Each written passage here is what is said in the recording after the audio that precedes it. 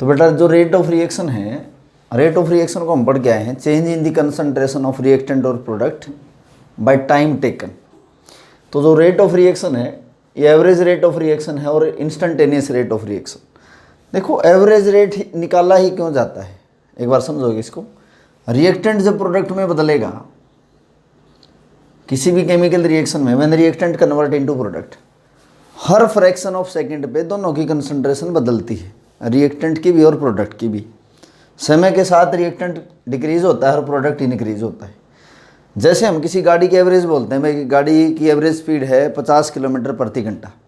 Suppose कोई गाड़ी है 100 किलोमीटर का रन किया, अब उस दौरान उसकी स्पीड एक जैसी तो नहीं रहेगी, कभी 70 किलोमीटर पर आवर चलेगी, कभी 80 किलोमीटर पर आवर चलेगी। बट हम क्या देखेंगे, जो टोटल डिस्टेंस है ना उसने कितने टाइम में कवर किया, तो वहाँ से हम एवरेज निकालते हैं उसकी। भाई इसने 50 किलोमीटर प्रति घंटा की स्पीड इसकी रही ड्यूरिंग ए जर्नी। ऐसे ही हम क्या करेंगे, केमिकल रिएक्शन का भी एवरेज रेट निकालते हैं। देखो क्या होता है, रिएक्टेंट जब प्रोडक्ट में बदलेगा ये घटेगा और ये बढ़ेगा, हर फ्रैक्शन ऑफ सेकंड पे इसकी कंसंट्रेशन बदलती रहेगी, हर फ्रैक्शन ऑफ सेकंड पे ये घटेगा और ये बढ़ेगा। तो हम क्या कहेंगे, भाई कितने टाइम में रिएक्टेंट की कंसंट्रेशन कितनी बदली, तो वहाँ से एवरेज रेट निकाल देंगे। ऐसे ही प्रोडक्ट के लिए भी एवरेज रेट निकाल सकते हैं, भाई कितने समय में इसकी कंसंट्रेशन कितनी बदली, तो वो एवरेज रेट निकाल देंगे। ये आपको पहले भी मैंने बताया है कि एवरेज रेट निकालना, R is the rate, average rate निकालना है तो माइनस साइन लिखा है। माइनस साइन क्यों लिखा है, क्योंकि रिएक्टेंट क्या होगा टाइम के साथ, आर इज रिएक्टेंट, ब्रैकेट का मतलब मोलर कंसंट्रेशन है, रिएक्टेंट की कंसंट्रेशन टाइम के साथ क्या हो रही है, डिक्रीज हो रही है। प्रोडक्ट की कंसंट्रेशन क्या हो रही है, विद रिस्पेक्ट टू टाइम ये इंक्रीज हो रही है, तो इसलिए यहाँ प्लस साइन है, इसलिए यहाँ पे माइनस साइन है। तो एवरेज लेते क्यों है, क्योंकि देखो रिएक्शन की स्पीड एक जैसी नहीं होती, रिएक्शन की स्पीड टाइम के साथ बदलती रहती है, तो इसलिए हम एवरेज निकालते हैं। बट रिएक्टेंट की कंसंट्रेशन कितनी चेंज हुई विद रिस्पेक्ट टू टाइम, ऐसे ही प्रोडक्ट की टोटल कंसंट्रेशन कितनी बदली with respect to change in the time interval. तो ये है average rate. Instantaneous rate of reaction क्या होता है, इंस्टेंटेनियस रेट ऑफ रिएक्शन होता है किसी पार्टिकुलर इंस्टेंट ऑफ टाइम के ऊपर, कोई पार्टिकुलर इंस्टेंट ऑफ टाइम आपने सेलेक्ट किया, उस टाइम पे रिएक्शन की स्पीड क्या होगी, वो इंस्टेंटेनियस रेट ऑफ रिएक्शन है। तो कैसे डिफाइन करोगे, rate of reaction at any particular instant of time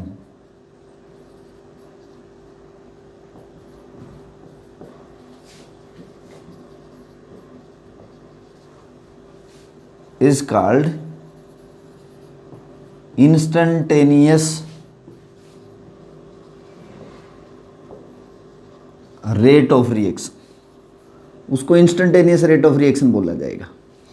यानी कि हम ये भी कह सकते हैं कि जब टाइम इंटरवल आप बहुत छोटा सेलेक्ट करो, बहुत स्मॉल इंटरवल ऑफ टाइम को सेलेक्ट करो, जैसे कि dt टाइम है, स्मॉल इंटरवल ऑफ टाइम आपने चूज़ किया, यानी कि टाइम इंटरवल जब बहुत छोटा हो ना तो वहाँ इंस्टेंटेनियस रेट हम निकालते हैं। एक लार्ज टाइम इंटरवल है तो वहाँ एवरेज रेट निकालते हैं। तो dt is small interval of time, delta का मतलब लार्ज चेंज से, डी का मतलब है स्मॉल चेंज से। तो जब स्मॉल इंटरवल रहेगा तो उस दौरान जो कंसंट्रेशन में चेंज आएगा, एक्स यहाँ पे मैं लिख रहा हूँ आइदर रिएक्टेंट और product, small change in concentration, small change in concentration. D represent करता है स्मॉल चेंज को, डेल्टा रिप्रेजेंट करता है लार्ज चेंज को। तो जो रेट ऑफ रिएक्शन हम लिखेंगे ना, इंस्टेंटेनियस रेट, इंस्टेंटेनियस रेट को मैं कैसे लिखूंगा, D x by D T लिखूंगा, और एक्स क्या है, कंसंट्रेशन में चेंज रिएक्टेंट या प्रोडक्ट की विद रिस्पेक्ट टू टाइम। तो जब टाइम की लिमिट आप बहुत छोटी कर दो, टाइम इंटरवल बहुत स्मॉल हो, उस दौरान जो रेट ऑफ रिएक्शन होगा ना वो इंस्टेंटेनियस रेट ऑफ रिएक्शन होगा। तो ये दो तरह की रेट ऑफ रिएक्शन है। अगली टर्म आती है कि जो रेट ऑफ रिएक्शन है उसको आप मेज़र कैसे करोगे, एक्सपेरिमेंटल आप किसी भी रिएक्शन का रेट को कैसे मेज़र करोगे वो हम पढ़ेंगे। Experimental measurement of rate of reaction, जो कि एवरेज रेट है और इंस्टेंटेनियस रेट ऑफ रिएक्शन है। मेजरमेंट ऑफ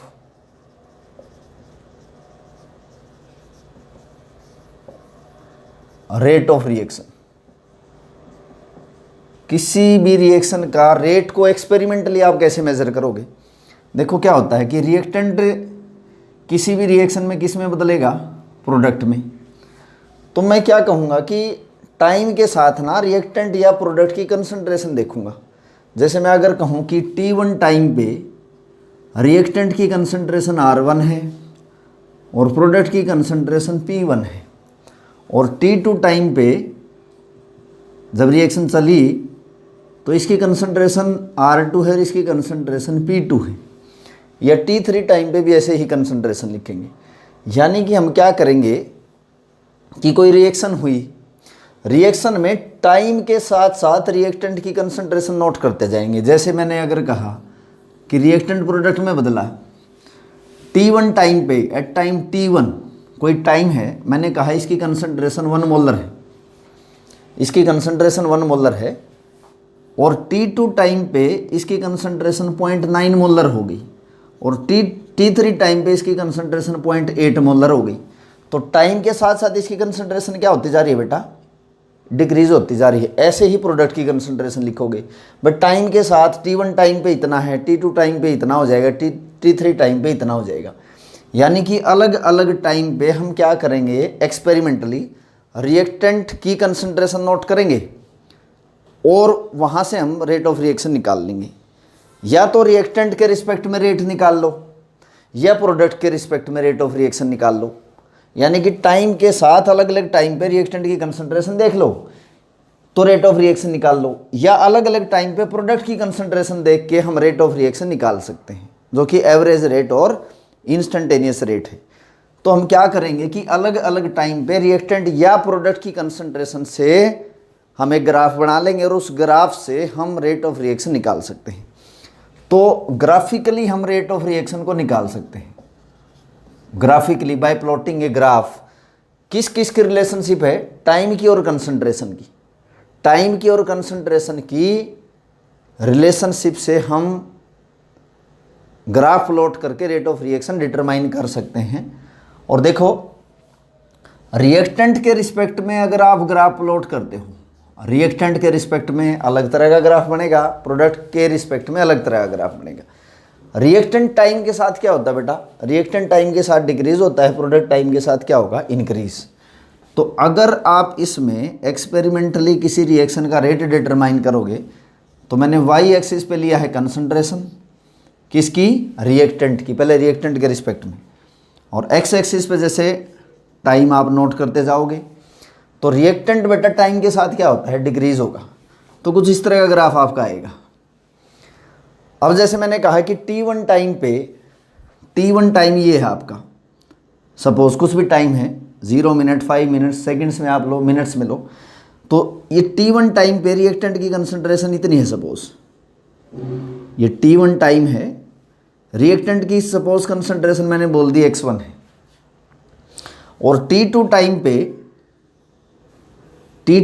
पे रिएक्टेंट की कंसंट्रेशन X2 है।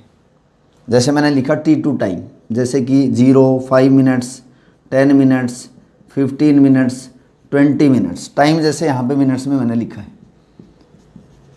तो मैं क्या कहूँ कि जैसे जैसे कंसंट्रेशन चेंज होती जा रही है, कि जैसे मैंने कहा कि रिएक्टेंट की कंसंट्रेशन मैंने दिखाई है इस पे वाई एक्सिस पे, जैसे कि मैंने यहाँ कंसंट्रेशन लिखी कि जैसे ये कंसंट्रेशन X2 लिख दी मैंने 0.03 मोलर, और ये लिख दी 0.05 मोलर, ऐसे बढ़ती जा रही है कंसंट्रेशन वाई एक्सिस पे इंक्रीज और ये टाइम एक्स एक्सिस पे इंक्रीज होता है। तो मैं क्या देखूंगा कि जो कंसंट्रेशन बदली है ना रिएक्टेंट की, X2 कंसंट्रेशन है T2 टाइम पे, 10 मिनट पे इसकी इतनी कंसंट्रेशन है, 5 मिनट पे रिएक्टेंट की कंसंट्रेशन इतनी है। तो हम एवरेज रेट नहीं निकालते हैं। एवरेज रेट कैसे निकालते हैं? एवरेज रेट अगर निकालो तो minus delta R by delta T हम निकालते हैं बेटा। यानी कि माइनस क्या करेंगे? R2 minus R1 bye T2 minus T1, ऐसे हम रेट ऑफ रिएक्शन निकालते हैं। जैसे कि अगर मैं ये वैल्यू ही पुट कर दूं तो एवरेज रेट अगर आपको निकालना हो तो जैसे मैंने कहा कि रिएक्टेंट की R2 कंसंट्रेशन कितनी है, यानी कि रिएक्टेंट को R2 मतलब सेकेंड स्टेप पे, तो मैंने कहा कि 0.03 है। माइनस साइन है 0.03 और -0.05 मोलर कंसंट्रेशन। जैसे कि अगर मैंने कहा कि टाइम फाइनल जो है वो 10 मिनट है और इनिशियल कितना है 5 मिनट है, तो मैं क्या करूँगा 5 से डिवाइड कर दूंगा, लिख सकता हूँ कि 10 - 5। बेटा ये माइनस की वैल्यू बड़ी है तो माइनस माइनस प्लस होगा, तो कितनी वैल्यू आई 0.02 मोलर बाय 5 मिनट्स। 10 - 5 यानी कि स्टार्टिंग टाइम 5 मिनट था और फाइनल टाइम आपका 10 मिनट है, तो इस टाइम इंटरवल में इतनी रिएक्टेंट की कंसंट्रेशन चेंज होगी। तो change in concentration of reactant by time interval, तो क्या आ जाएगा रेट ऑफ रिएक्शन आपका आ जाएगा इतने mole per litre per second. पर मिनट आप लोगे, जैसे मिनट में ले रखा है, और अगर सेकंड में निकालना है तो क्या करोगे 0.02 by 5 × 60, because 1 minute carry 60 seconds. तो इतने mole per litre per second rate of reaction आ जाएगा ये। यानी कि हम क्या करेंगे बेटा, अलग अलग टाइम पे अलग अलग जो रिएक्टेंट की कंसंट्रेशन आई है ना वो देखेंगे, उससे हम रेट ऑफ रिएक्शन फिर निकाल लेंगे। एवरेज रेट ऑफ रिएक्शन कैसे रिप्रेजेंट करते हैं, -ΔR बाय ΔT। और रिएक्टेंट की जो कंसंट्रेशन है नेगेटिव साइन लगाते हैं, क्योंकि रिएक्टेंट टाइम के साथ क्या होता है decrease. R2 - R1 T2 - T1। जैसे कंसंट्रेशन कुछ भी हो सकती है, एक्सपेरिमेंटली डिटरमाइन करनी पड़ेंगी। तो जैसे ये रेट ऑफ रिएक्शन आपका निकल के आ गया, यानी कि रिएक्टेंट की टाइम के साथ कंसंट्रेशन नोट करके ग्राफ प्लॉट करेंगे, और ग्राफ से फिर आप क्या कर सकते हो रेट ऑफ रिएक्शन को निकाल सकते हो। ये तो जैसे है कि एवरेज रेट ऑफ रिएक्शन आपको निकालना है। अगर आपको इंस्टेंटेनियस रेट ऑफ रिएक्शन निकालना है, इंस्टेंटेनियस रेट ऑफ रिएक्शन कैसे निकालोगे ग्राफिकली, तो आपको क्या करना पड़ेगा, वही है इंस्टेंटेनियस रेट, किसी पर्टिकुलर इंस्टेंट ऑफ टाइम के ऊपर रेट ऑफ रिएक्शन आपको निकालनी है।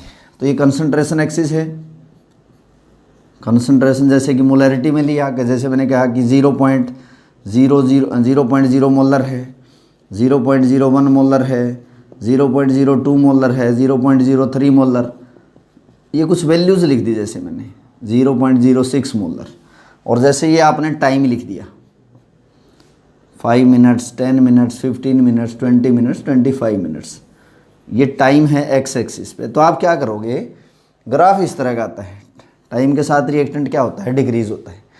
तो मैं कह रहा हूँ कि मेरे को ना इस पर्टिकुलर इंस्टेंट ऑफ टाइम के ऊपर रेट ऑफ रिएक्शन निकालना है।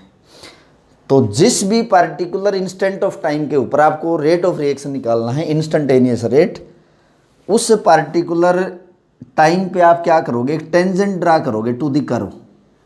ये आपका कर्व था हाइपरबोला, इस कर्व के अलोंग आपने टेंजेंट ड्रा किया, और इसको दोनों साइड एक्सटेंड कर दो फिर वाई एक्सिस पे और एक्स एक्सिस पे। जैसे मैंने वैल्यू यहाँ लिखी, ये पॉइंट ओ था, ये पॉइंट ए है, और ये पॉइंट ए है, तो ये पॉइंट बी है।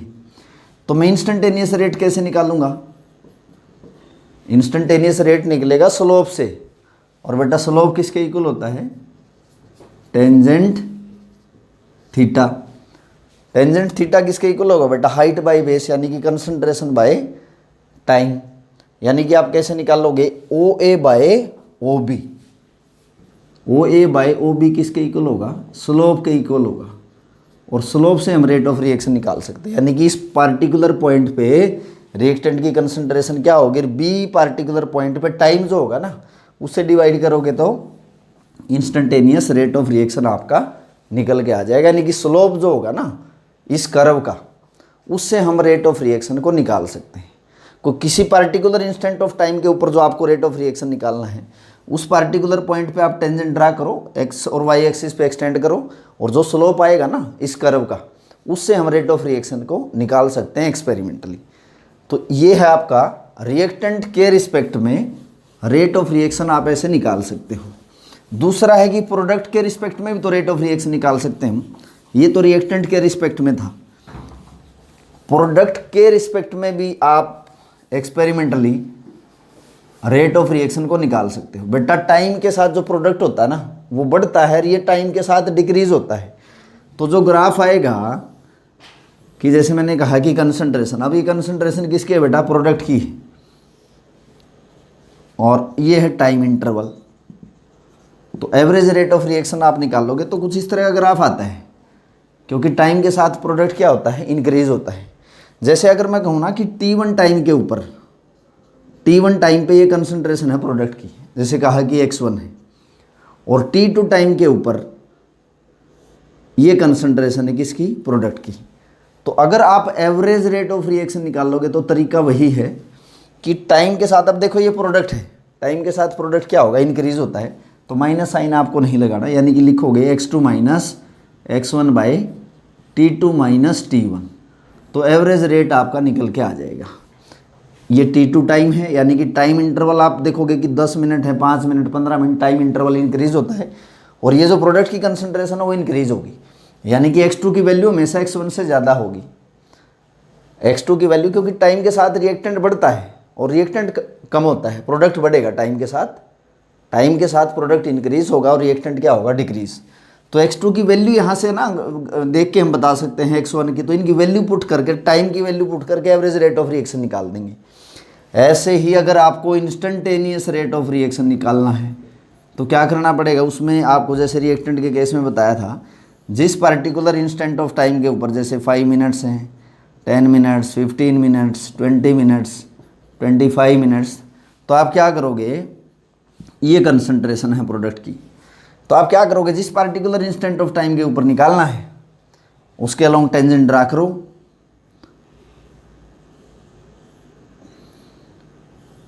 तो ये आपका कंसंट्रेशन चेंज हुई, ये आपका टाइम चेंज हुआ, तो यहाँ से क्या निकाल लोगे, इंस्टेंटेनियस रेट ऑफ रिएक्शन निकाल दोगे, यानी कि dx बाय dt, जो कि इसके इक्वल होगा, स्लोप के इक्वल होगा।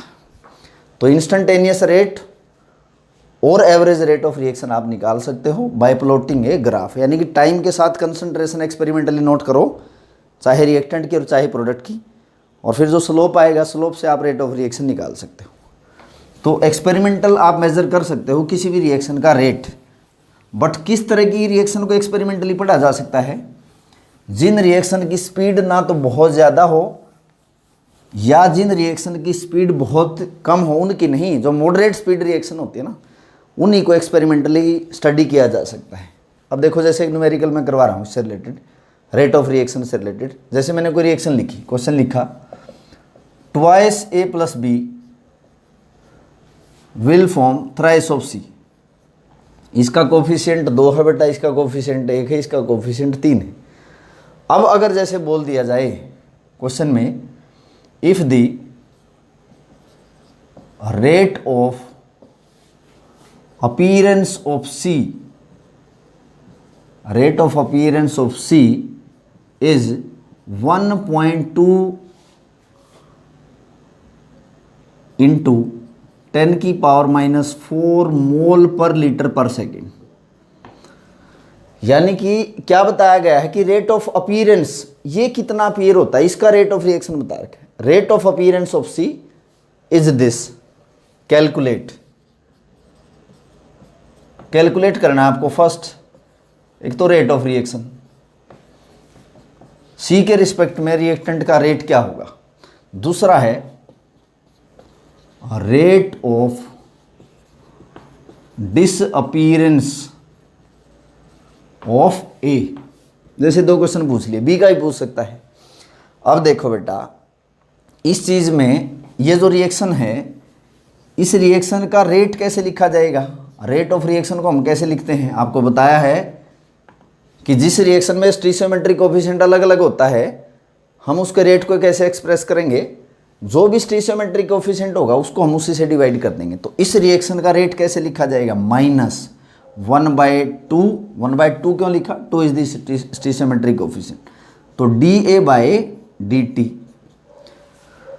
जैसे इंस्टेंटेनियस रेट में लिख रहा हूँ, अगर एवरेज रेट लिखते तो हम यहाँ पे डेल्टा लिखते, इक्वल टू, अच्छा B भी है तो इक्वल टू, ये आपका रिएक्टेंट है तो मैं लिखूंगा -1/1 लिखेंगे तो कोई फर्क ही नहीं है, तो मैं लिखूंगा माइनस साइन के साथ लिखेंगे dB by dt, that is equal to, इसका कोफिशिएंट 3 है तो प्लस साइन के साथ लिखूंगा 1/3 ऑफ dC बाय dt। तो ये तो रेट ऑफ रिएक्शन का फार्मूला है, ऐसे हम एक्सप्रेस करते हैं किसी भी रिएक्शन को। अब 2 क्वेश्चन पूछ रखे हैं आपको, एक तो रिएक्शन का रेट निकालना है और एक rate of disappearance of A बताना है। मतलब जो ये ए है ना, ये डिसअपियर होगा, मतलब समय के साथ ये कम होता रहेगा और टाइम के साथ इसकी वैल्यू बढ़ेगी, क्योंकि कंसंट्रेशन टाइम के साथ बढ़ता है और रिएक्टेंट टाइम के साथ डिक्रीज होता है। तो अगर हम रेट ऑफ रिएक्शन निकालेंगे, आपको कुछ तो बता रखा है ना, क्या बता रखा है आपको, गिवन क्या है देखना एक बार, गिवन है आपको dc/dt बता रखा है आपको, dc/dt की वैल्यू बता रखी है, यानी कि इसके रिस्पेक्ट में रेट बता रखा है कितना, 1.2 × 10⁻⁻⁴ मोल पर लीटर पर सेकेंड, ये बता रखा है।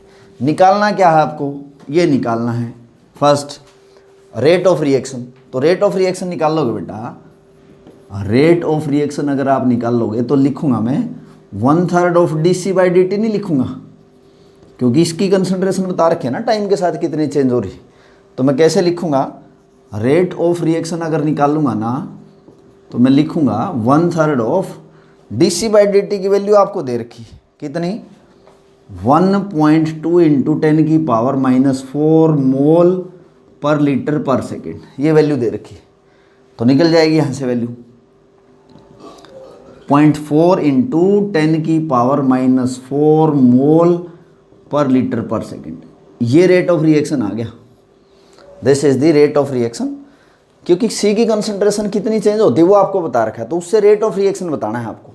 पहला क्वेश्चन हमारा सोल्व हो गया। दूसरा पार्ट है इसका, रेट ऑफ डिसअपीयरेंस ऑफ ए का डिसअपीयरेंस का आपको रेट बताना है ये। और रेट ऑफ रिएक्शन को लिखा कैसे था, रेट ऑफ रिएक्शन को हम लिखेंगे ए और सी की रिलेशनशिप में दिखा देता हूँ। तो मैं लिखूंगा कि -1/2 dA/dt is equal two plus sign के साथ 1/3 ऑफ dc/dt, ये नहीं लिखूंगा मैं। और मेरे को रेट ऑफ रिएक्शन इसका निकालना, बी नहीं लिखा क्योंकि उसके बारे में पूछ ही नहीं रहा। तो मैं dA/dt अगर निकाल लूँगा, देखो बेटा माइनस साइन तो हम इसलिए लगाते हैं ताकि रेट ऑफ इसमें रेट कंसंट्रेशन रिएक्टेंट की टाइम के साथ डिक्रीज होती है, बट रेट हमेशा पॉजिटिव होगा, वो मैं पहले एक्सप्लेन कर चुका हूँ। तो dA/dt कितना होगा, क्रॉस मल्टीप्लाई करो, 2/3 ऑफ dc/dt आपको बता ही रखा है कितना है, ये है आपके पास 1.2 × 10⁻⁻⁴ मोल पर लीटर पर सेकेंड, ये बता रखा है आपको। तो dA/dt ये कितना आ जाएगा, 2/3 ऑफ दिस, सोल्व कर लो इसको, कितना आ गया बेटा 0.8 × 10⁻⁻⁴ मोल पर लीटर पर सेकेंड। तो ये क्या है, dA/dt क्या है, change in the concentration of A with respect to time, यही तो पूछ रखा है। Rate of disappearance of A, rate क्या होता है, concentration by time. Disappearance rate बता रखा है किसका, ए का, dA/dt ये इतना आ गया आपके पास। तो ए की डिसअपीयरेंस इतनी आई और रेट ऑफ रिएक्शन इतना आ गया, जो वैल्यू आपको दे रखी थी। तो ये तो हमारे न्यूमेरिकल, इससे रिलेटेड कुछ और न्यूमेरिकल प्रैक्टिस करना। और ये इस तरह के न्यूमेरिकल बहुत इंपॉर्टेंट हैं, बोर्ड में ऐसे क्वेश्चंस बहुत ज़्यादा पूछे जाते हैं। तो ये था बेटा आज का हमारा लेक्चर। नेक्स्ट लेक्चर में हम डिस्कस करेंगे जो रेट ऑफ रिएक्शन होता है, किसी भी रिएक्शन की जो स्पीड है ना, उनको अफेक्ट करने वाले फैक्टर्स हम डिस्कस करेंगे। Thank you students.